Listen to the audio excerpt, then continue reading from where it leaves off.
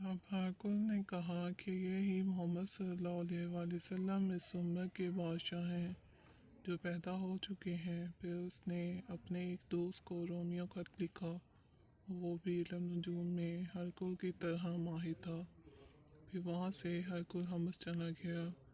ابھی حمص سے نکلا نہیں تھا کہ اس کے دوست کا خط اس کے جواب میں آ گیا۔ اس کی رائے بھی حضور صلی اللہ علیہ وسلم کے ظہور کے بارے میں ہرقل کے موافق تھی کہ محمد صلی اللہ علیہ وسلم واقعی پیغمبر ہیں۔